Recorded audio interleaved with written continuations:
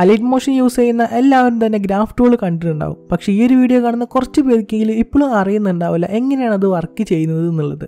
So എന്താണ് graph? നമ്മൾ create ചെയ്യുന്ന ഒരു ആനിമേഷൻ്റെ സ്പീഡ് കൺട്രോൾ ചെയ്യാനായിട്ട് യൂസ് ചെയ്യുന്ന ഒരു ടൂളാണ് graph tool.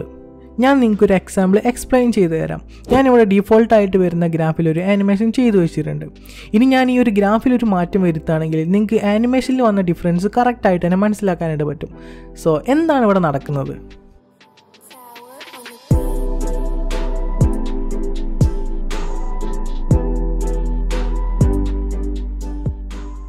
Graph tool work ചെയ്യണമെന്നുണ്ടെങ്കിൽ നമ്മൾ അറ്റ്ലീസ്റ്റ് 2 കീ ഫ്രെയിംസ് എങ്കിലും ആഡ് ചെയ്യണം. കാരണം ഒരു കീ ഫ്രെയിംസ് വെച്ചിട്ട് നമുക്ക് ഒരിക്കലും ഒരു ആനിമേഷൻ ക്രിയേറ്റ് ചെയ്യാനായിട്ട് പറ്റില്ല.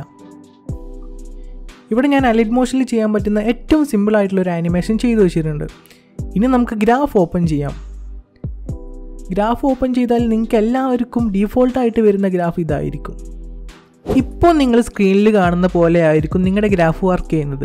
നിങ്ങളുടെ കർവ് ലെഫ്റ്റിലോ റൈറ്റിലോ ആണെങ്കിൽ നിങ്ങളുടെ ആനിമേഷൻ ഭയങ്കര ഫാസ്റ്റ് ആയിരിക്കും.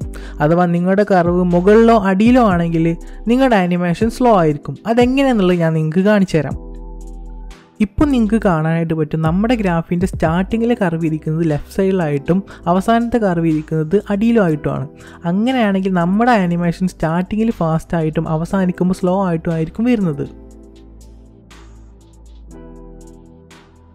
ഇനി ഞാൻ ഈ ഒരു ഗ്രാഫ് റിവേഴ്സ് ചെയ്ത് കൊടുക്കുകയാണെങ്കിൽ നമ്മുടെ ഗ്രാഫിൻ്റെ ഈ ഒരു ഭാഗം വരെ ഭയങ്കര സ്ലോ ആയിരിക്കും. അവിടെ നിന്ന് അങ്ങോട്ട് നമ്മുടെ ആനിമേഷൻ ഭയങ്കര ഫാസ്റ്റ് ആയിരിക്കും. ഇപ്പോൾ നമ്മൾ വർക്ക് ചെയ്ത ഗ്രാഫിൻ്റെ പേരാണ് സ്പീഡ് ഗ്രാഫ്. ഇതേപോലുള്ള ഒരുപാട് ഗ്രാഫ് അലൈറ്റ് മോഷനിലുണ്ട്. എല്ലാം ഭയങ്കര സിമ്പിളായിട്ട് തന്നെ നിങ്ങൾക്ക് മനസ്സിലാക്കാൻ പറ്റുന്ന ഗ്രാഫ് തന്നെയാണ്. സോ ഇതുപോലുള്ള വീഡിയോസ് ഇനിയും വേണമെന്നുണ്ടെങ്കിൽ താഴെ നിങ്ങൾ ജസ്റ്റ് ഒന്ന് കമൻറ്റ് ചെയ്യുക. So thanks for watching. We can see next time. By.